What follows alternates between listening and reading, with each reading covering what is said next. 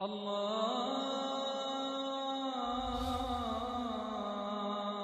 أكبر الله أكبر. بسم الله الرحمن الرحيم. لا إله إلا الله وحده لا شريك له. الله أكبر كبيرا والحمد لله كثيرا. لا حول ولا قوة إلا بالله العزيز الحكيم. Esteemed hosts and dear brothers and sisters, Assalamu alaikum rahmatullahi wa barakatuh. It is truly an honor to be here with you today at such a conference to host the likes of the sheikhs and imams we saw earlier discussing the future of our ummah and in relation to the life here in Canada. MashaAllah, I took some great thoughts away from that about how we as Muslims must be more openly honest with our leaders whilst not tearing each other apart behind each other's backs. How we must seek unity but not thoughtlessness. We must have a point to joining together. And I thank the Imams and Sheikh Yasser for this and all the other speakers for the knowledge that they have given. Before I begin, I should say that I am certainly not, a person of any great knowledge. I am a mother, I am a writer. Oh, my husband would say, hang on a minute, Islamically I'm a wife and a mother. I'm a wife, I'm a mother, I'm a writer. And over all of these, alhamdulillah, I am one who submits to the will of Allah. And I cannot begin to express my gratitude that I know how to live in this dunya. So I've been Muslim now, alhamdulillah, for 4 years, and that's long enough to know how enjoyable it is hearing revert stories. And I hope, inshallah, today, that with sharing my own small story, that we will take away from it some points about dawah, how the actions of others impacted on me when I was in a very different frame of mind and wasn't looking for religion or faith. How did those people, with Allah's will, touch my heart? And how can we then act on those skills as well with those around us, inshallah? So I want to go back to the beginning. My parents in the 1960s were both in the entertainment industry. My mother was a model and my father was a well-known actor. They were two of what you could call the beautiful people. But behind that beautiful exterior was a rather shoddy backstory that involved a lot of alcohol and a lot of drugs. Now, as a little girl of 5, I remember praying every night. In fact, my mum said to me just a few days ago, I was speaking with the family and we were wondering why you're such an extremist now. I said, oh, that's nice. What was the conclusion? Well, I brought it back to you always being a strange little girl who used to pray. She's partly right. I'm not an extremist, inshallah, but I did used to pray. And I remember being 5 years old and my grandmother taught me the Lord's Prayer. Now, the Lord's Prayer is a Christian prayer. It's actually made by Isa alayhi salam, as he submitted to the will of Allah before his disciples. And the way that Isa alayhi salam prayed is a way that Muslims can actually still pray. Did you know that? I'm sure you know that, because in Egypt just 2 years ago, when the Christians made that dua, so did the Muslims. They joined them as they tried to overthrow a dictator. So I used to make that prayer and then follow it with an appeal to the one God who ruled over everything. Because in a child's mind, faith is very simple. There's no buy one, get one free God.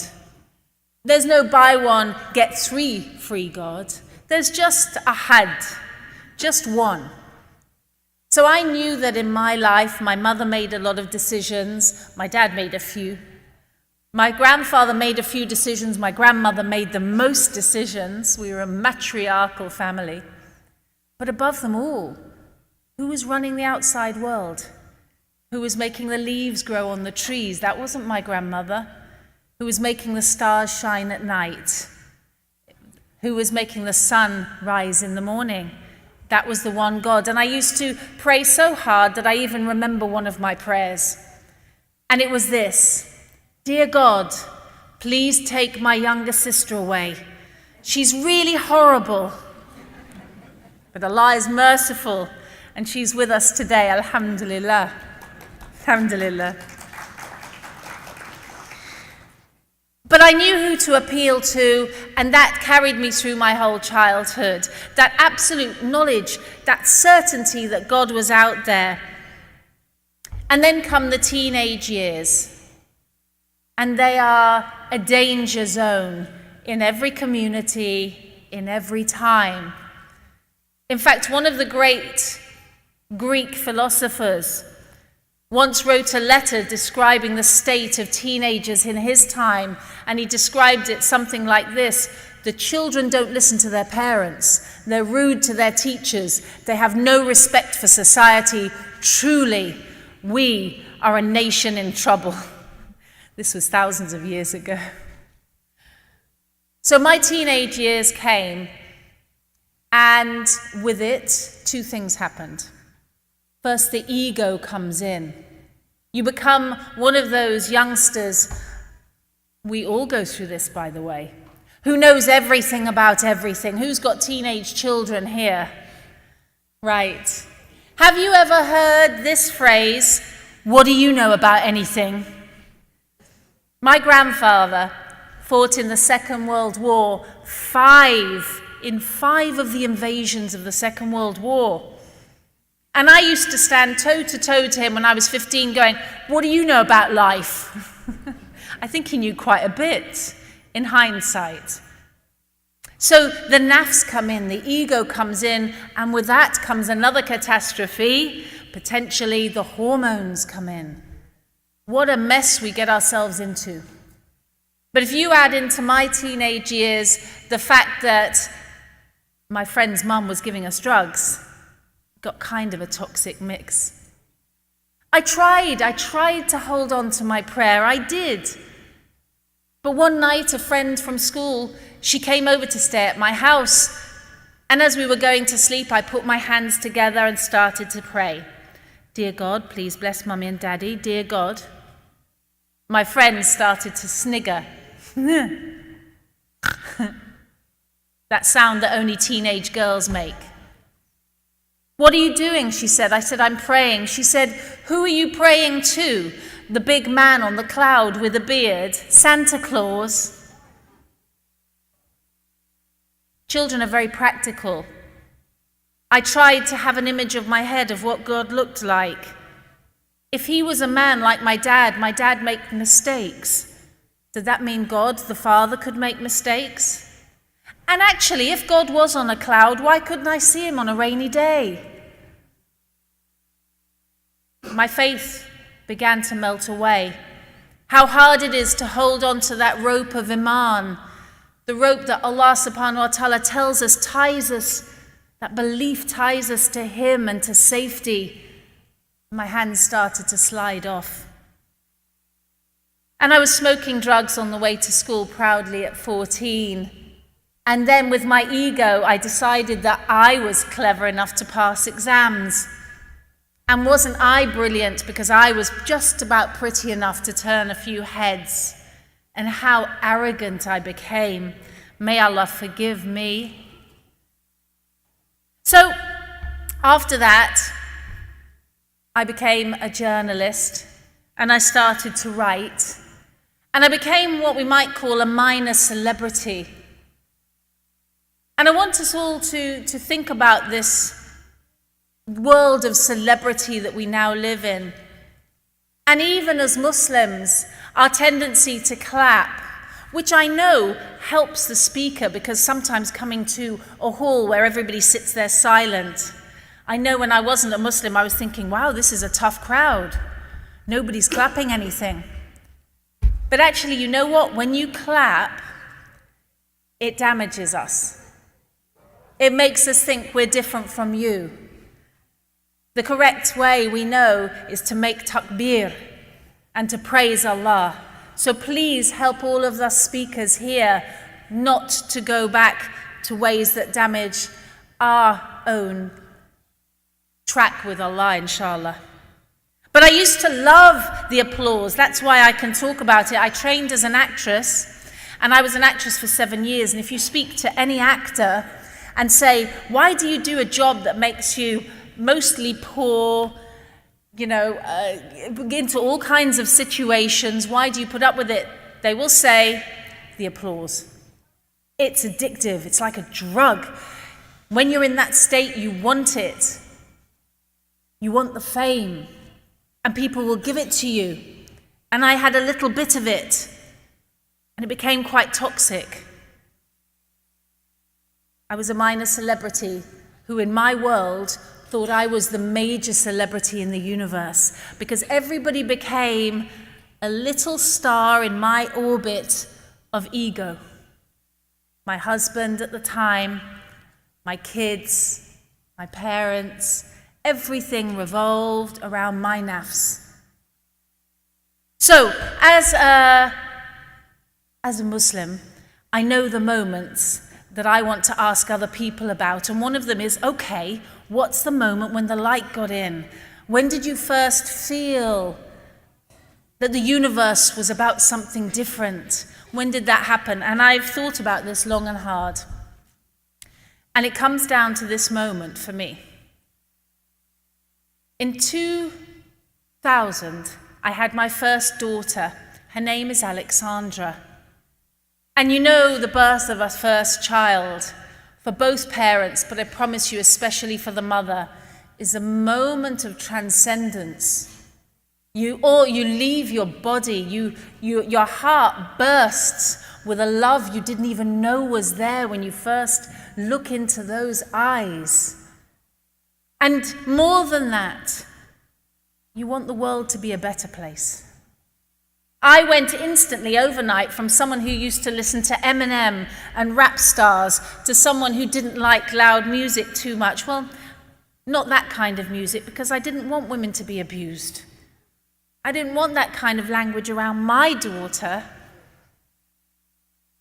In the year 2000, in December, my daughter was a month old, and I was holding her to me, and I was watching the evening news, and a photograph came on that would change my life. And it was this photograph. There is a young boy. He looks 10 years old, but actually he's 14. He's small for his age. And all you can see is the back of him, because the cameraman is behind him. And the little boy is standing like this. And what is amazing is that he's about to throw something. It's a dynamic photograph. But what is more amazing, brothers and sisters, is that just a few meters away, gigantic, bearing down on him, is a tank. Now, if you and I were here, I didn't tell you he had a stone in his right hand, did I?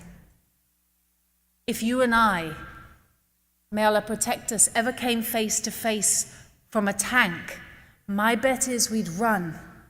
That's the human instinct. But this little boy, he was leaning into the tank. He was going to throw his stone without fear, no matter what happened to him. And I knew, sitting there with my new baby, I knew the men in that tank were afraid of him, and he was not afraid of that tank.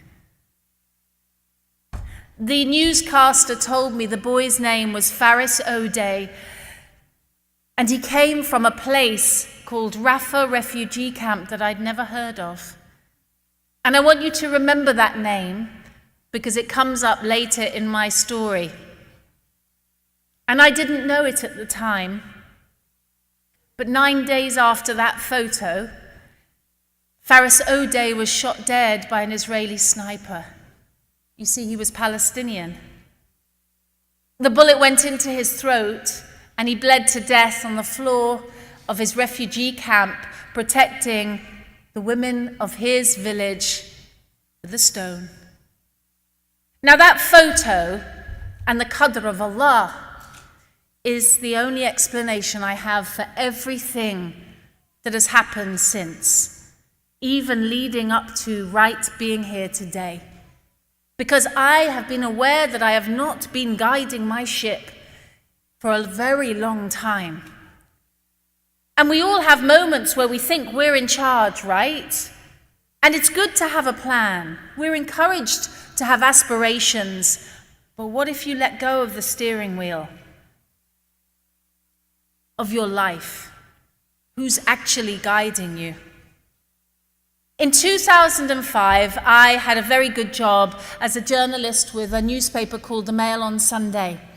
I had a photo above a whole page, which is a bit like being a Hollywood star in media terms.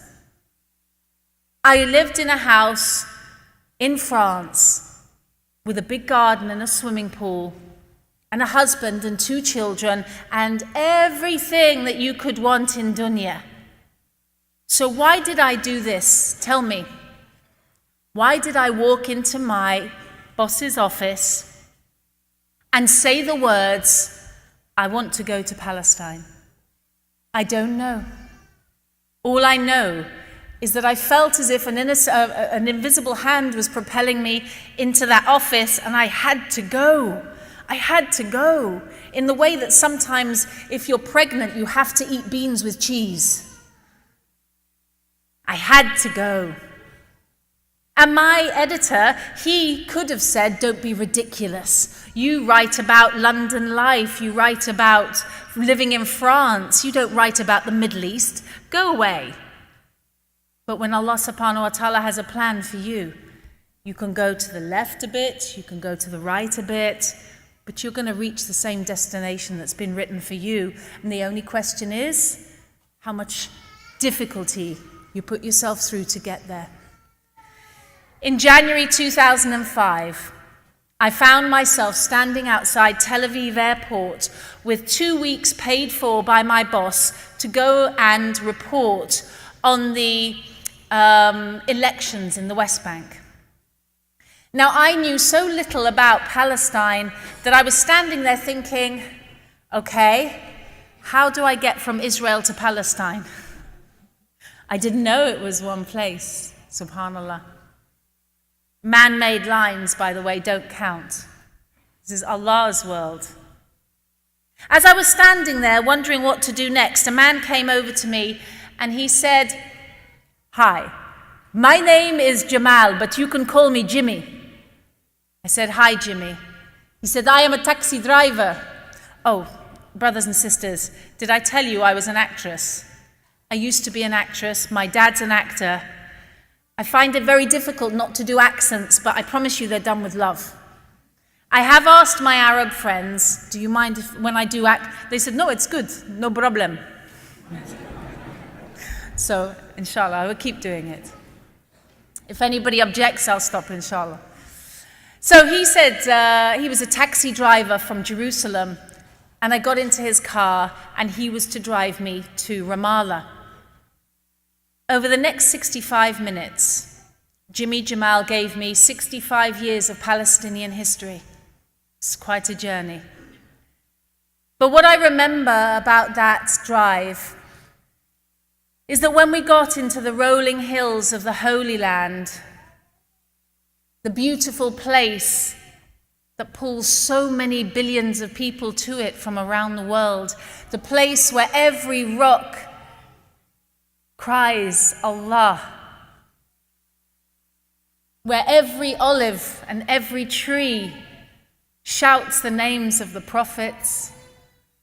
I remember being in the car and we were approaching a checkpoint and it was very busy.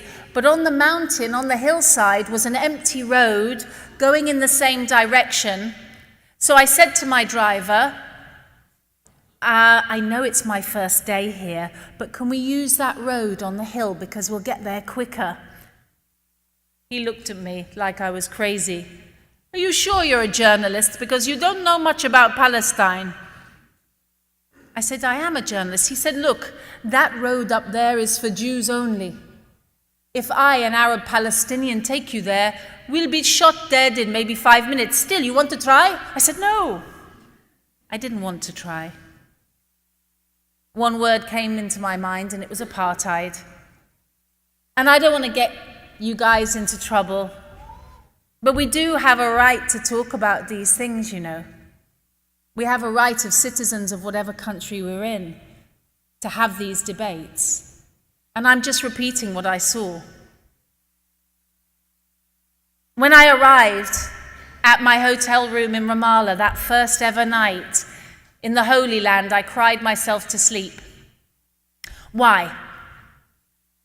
Because I'd seen one checkpoint and one apartheid road. And every single day of my waking life since, I wished that was the only problem that the people of Palestine have. There is a symptom that people who go to Gaza have, an illness I should say. We call it Gaza-itis. And it's actually not something that poisons you, it's a blessing, but it makes you ill. You see, anybody who goes to Gaza from the outside with an open heart, we want to go back. We want to go back as often as we can. Now, I didn't know this in 2006 when I made an excuse to go back to Palestine. I just knew I wanted to meet the people again. And this time, I had an experience of going through Erez. Erez is like a visit to hell. The people of Gaza, they don't frighten easily, but if you say Erez, everybody shudders. Erez is the checkpoint from hell, a place of ritual humiliation, a place where voices you can't see shout at you to take bits of your clothing off, pick things up, take things off, open this, shut that, for miles and miles. I was there waiting to leave. I'd done some writing and I was about to leave, and it was 10 o'clock in the morning. And I knew that as a foreigner, I had a chance to get through in 3 hours. And I realized that I'd need a taxi at 1 o'clock in the afternoon. Now, I spoke to you earlier about dawah. Listen to this. I looked in my bag and I thought, how am I going to get a taxi from Erez in Israel to Jerusalem? I'm going to be stuck. I looked in my bag because I keep cards when I travel. And the card said, Jamal, taxi driver, Al-Quds. I thought, brilliant. I'll call him. There's no way that he'll come all the way from Jerusalem to Gaza to the Erez crossing, but still he might know another taxi driver, and he won't remember me, but he seemed like a nice guy. This is the conversation. Hello, is that Jimmy Jamal? Is that Lauren Booth? The Son of Allah has arisen again over our blessed land. My wife will stop crying. My children will eat again. Allahu Akbar, welcome back to your home. We have missed you. Subhanallah, one taxi drive? The love these people give. The love of the language of Arabic that we've been given. The love of the language of Urdu. Urdu. Wrong accent. These are beautiful when you translate the words directly into our rather clunky Anglo-Saxon. It touches our heart, and they're a gift you've been given, you know. And you forget about it and try to make everything sound, you know, as Western as possible, and it's very harsh. I said to Jimmy Jamal, I'm going to be at the checkpoint at 1 o'clock. Will you be able to meet me? He said, no problem. But that's not what happened, brothers and sisters. At 10 o'clock in the morning at the Erez checkpoint, I was with World Health Organization workers, members of the UN, members of the general public in Palestine, some ministers from the Fatah government, the minister for airlines. I wonder if that was a made-up job, thinking about it. The Israelis kept us waiting. And there was an old lady in a wheelchair, and she was proudly telling everybody her story. I'm going to America, she said. My son lives in America. My son is paying for me to have expensive operation in America, and I'm going to walk again because I'm going to America. Did I tell you my son is in America? Over and over we heard this, and everybody was really excited for her. And around 11 o'clock, she was called through the horrible checkpoint, and she was wheeled off, and we waved her off as she went to her adventure to America. At midday, she was wheeled back. She said, I don't think they're going to let me go. They said they don't have coordination. This is a big game. Coordination is imaginary. It's somebody flicking a switch or ticking a box. She had coordination, she had permission. We all rallied round and said to the Palestinian coordinator, make them take her or we're going to cause some problems. At 1 o'clock, Majdi was taken back through the checkpoint. We waved her off again and we waited. The longer we waited, the more sure we were that she'd gone. At 4 o'clock, she was wheeled back screaming. She'd missed her flight. She wasn't going to America. She was crying and screaming in Arabic, why are they doing this to me? I'm an old lady, I'm not a terrorist. Around 5 o'clock, everybody was allowed through the checkpoint from hell, myself included. My phone was dead, of course, and I'd booked the taxi at 1 o'clock in the afternoon, and I found myself standing in kind of a big industrial zone in the middle of Israel, in the middle of nowhere. And I thought, what am I going to do now? And then a car came quickly towards me, reversing with a screech of tires. And I thought, okay, what now? A door flew open. And Jimmy Jamal said, Salaam alaikum. You ordered a taxi? I was confused. I said, yes, I ordered a taxi, but for 1 o'clock, 5 hours ago. He said, yes, I waited. I said, I'm sorry. You waited 5 hours? He said, of course. I said, why? He said, because I'm Muslim. And a Muslim would never leave a woman on her own and at risk. I got into his car and I started to cry. And it was one of those big cries that you do that you don't want men to see, the ones that go, and they're not at all like the soap operas with just a tear. They're sort of snot and... Now, being an Arab, of course, he was very, very sympathetic. He said, stop crying, you're hysterical, I'll have to take you to hospital. But I couldn't stop crying. You're so nice and they're so horrible and it's so wrong. In the end, he wouldn't let me stay in the hotel that I had booked. I went and stayed with his wife in their house. I've been their guest ever since on my journeys. May Allah bless them. Now, the reason I tell you that story is because it leads in to something very significant. The next day, I had 40 minutes, a window to do my souvenir shopping. Can I just ask, are you waiting there to pass me something? How long? Alhamdulillah, I can do it, inshallah. 14, inshallah. The next day, I had 40 minutes to do all of my souvenir shopping, and I was going into the old city of Jerusalem. I was dropped off in Jamal's taxi and told, be back on time. You have to be back early, because you're going to get interrogated at the airport. I was in a bad mood, not looking forward to interrogation. It was raining. I was looking at my list, rather grumpy. I wasn't even noticing that I was on the same streets that Umar ibn Khattab will have walked and Isa alayhi salam will have walked. I didn't care about that. I had shopping to do. A young man came up to me and he said, Marhabar! So full of joy and energy, you've never seen anything like. The youth, the Palestinian youth, the Shabab, telling you. I wasn't in the mood. Yeah, okay. A voice in my head said, don't you dare, do not dare to be rude to a Palestinian in their own land when they have been so loving to you. Turn around and be nice to this young man. Marhaba, I said. He said, what can I do for you? I said, look, I've got some shopping to do. He said, this is amazing. All of the men in the souk are my uncles. We'll go shopping together.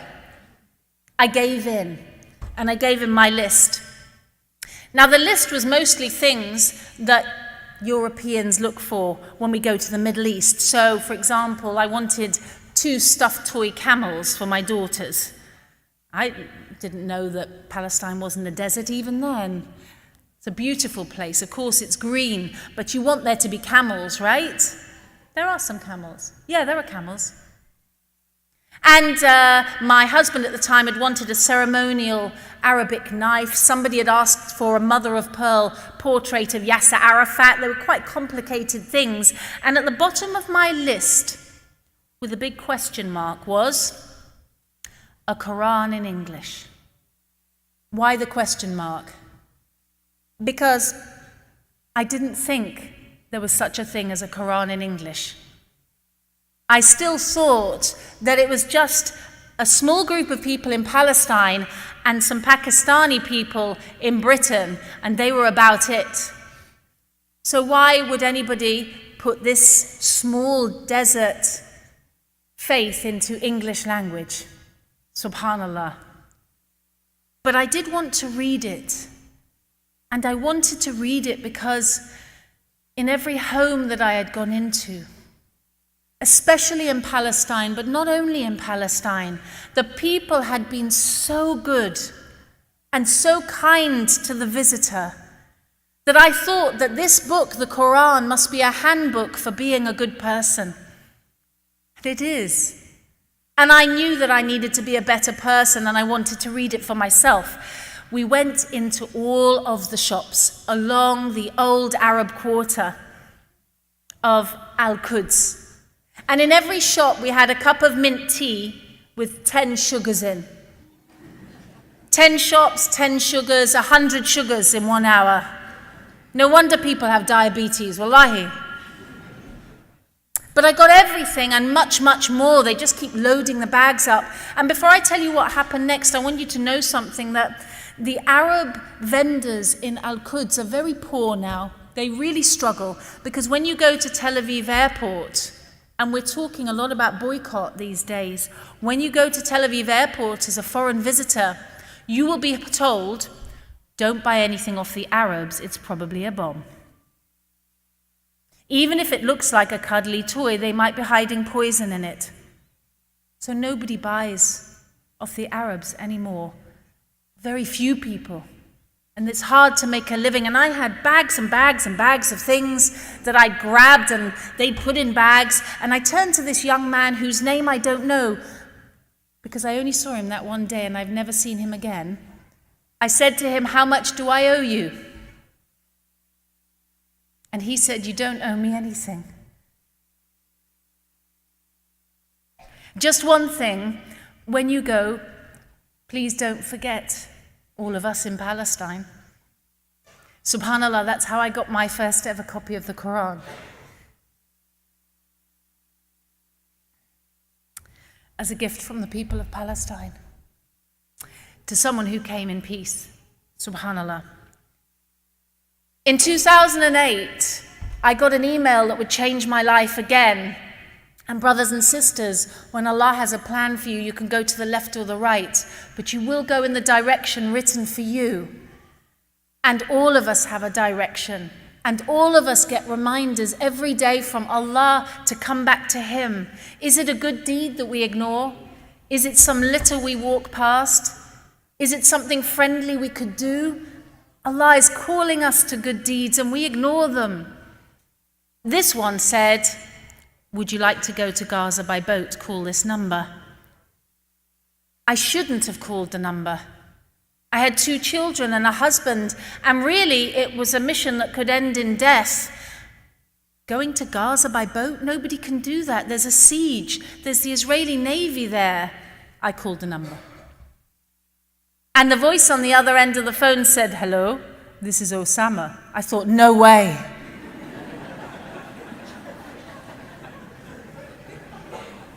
Because honestly, Western people think there's only one Osama in the world. It didn't occur to me there was somebody else called Osama. Anyway, it was a different Osama. So anybody from the authorities here, different Osama. I went to my editor and I said, I want to go to Gaza by boat. He said, here's a check, go for 2 weeks. I thought, is he just trying to get rid of me? And in August, actually in July 2008, I flew to Cyprus and I joined 45 other non-Muslims from around the world to get onto 2 boats full of food and hearing aids for children to try and break the siege of Gaza. All we wanted to do was get the world to look at the suffering there, what it was like under siege. That was our only thing to do, just to get people to look. It took 36 hours and the boat went like this the whole way. Everybody was sick, alhamdulillah, except for me. I don't know why that was. I think I was too busy making cups of tea. Even our captain was sick. He was lying on the ground saying, I wish I was dead, which is not a good sign when you're about to go and meet the Israeli Navy. They never turned up. I think they thought we were going to sink by ourselves. And on August the 23rd, 2008, there in the distance was Gaza, beautiful Gaza. We'd made it. And as we got closer, I started to see dots on the beach, and I couldn't make out what they are. And you can look this up. Put into Google, Free Gaza photos, and you'll see us going like this. And when we got closer, we realized the dots were people. 30,000 Palestinians from Gaza had come to cheer the crazy foreigners in who'd risked their lives in solidarity. And when we got closer and closer, a sound hit us, which I will never forget because it was so sweet. And the sound was, Allahu Akbar. Allahu Akbar. And it came over us and washed over us. I was supposed to leave 5 days later, but I didn't want to be a grief tourist. It didn't feel right. And my feet felt as if they were glued to the sand of Gaza. And I waved off the Free Gaza, my only way back to my children. And Greta Berlin said to me, why aren't you getting on the boat? I said, I can't. And do you know what month of the year it was, brothers and sisters? What month of the year it was? Ramadan. I'm really going to struggle with this now. Bismillah. Sorry, it's just difficult with what's going on at the moment. Alhamdulillah. So, I was there for the whole of Ramadan as a non-believer in 2008. I had my arms showing, my hair was out. My sense of modesty wasn't exactly what we might appreciate. But did I hear haram, haram from the people in Gaza? Not once. As I walked the streets in Ramadan with my arms and my hair showing, all I heard was salam, salam, salam. One night, I was visiting a very poor family.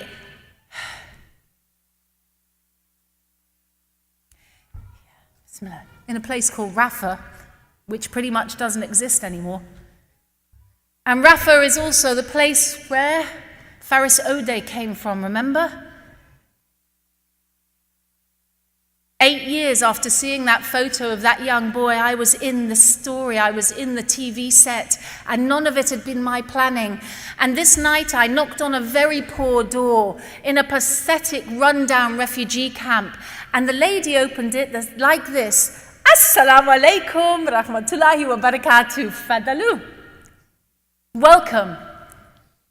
She welcomed me as if she lived in the Taj Mahal, not in a slum. And her face was so bright, and I wonder if she's alive and okay now. Her face was so bright, and I know now the word for it is nur. Her face was full of nur. And I went into her home, and what was her home, brothers and sisters? One single cement room, cement floor, cement walls, and nothing in it at all. Nothing but some old mattresses that she, her husband, his parents, and their children all slept on at night. And I felt angry at this Islam.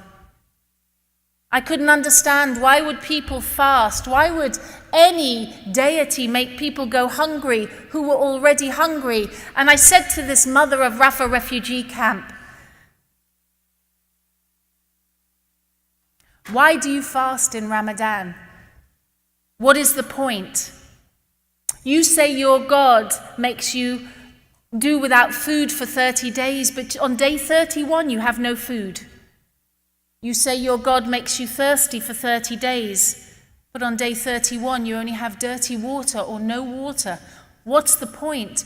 Why do you fast? And this mother looked at me and she said, well, I fast in Ramadan to remember the poor.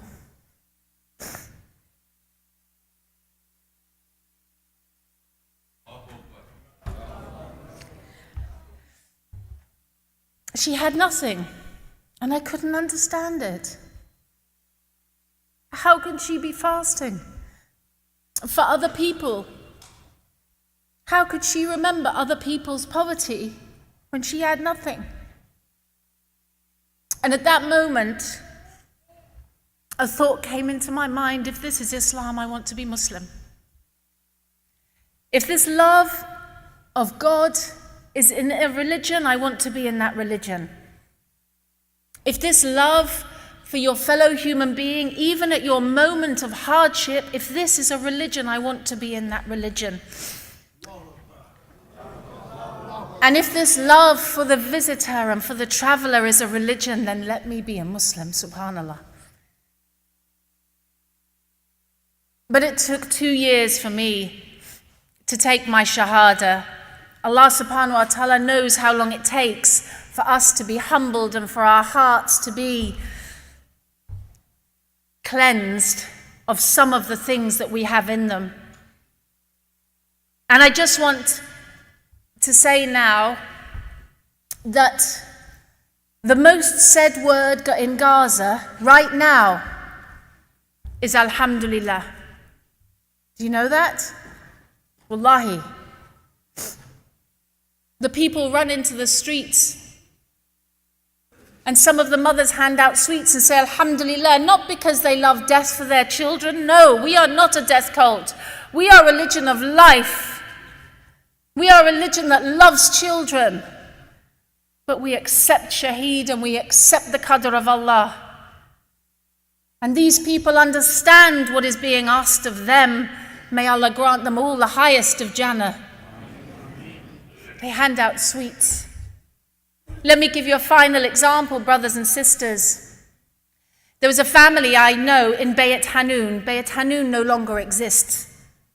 Do you know 6 Hiroshimas have happened to Gaza in the past 40 days, 30 days? 6 Hiroshimas. Bayt Hanun is gone. But this day I was in Bayt Hanun and I went to visit a poor family, and the mother's name was Iman, and she showed me her 11 children. And she introduced them by their name and their injury. Omar was 6, but he looked 4. They're very stunted with hunger. And he had scarring up his legs, and the scarring was from white phosphorus, which is napalm of the 21st century. It gives you cancer, they think. She introduced me to her 16-year-old son, mashallah, tall, attractive young man, going with dreams of going to university. He had a big plaster on his leg. She pulled it off casually. He had a bullet in his shin, shot by an Israeli sniper outside his home. But there were two little girls that really touched me in the empty room, sitting, rocking like this. And I said, "What's wrong with them?"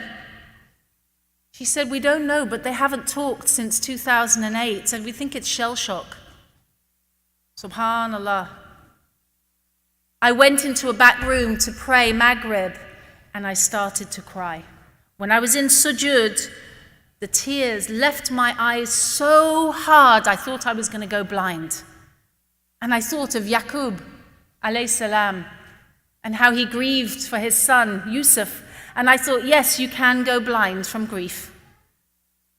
And this mother put her hand on my shoulder and said, "Miss, why are you crying?" I said, "I'm crying for you. I'm crying because your children are going to keep getting killed and nobody's doing anything. And I'm crying because the world knows and they're not going to help you. And I'm crying because I'm here and I can't help you."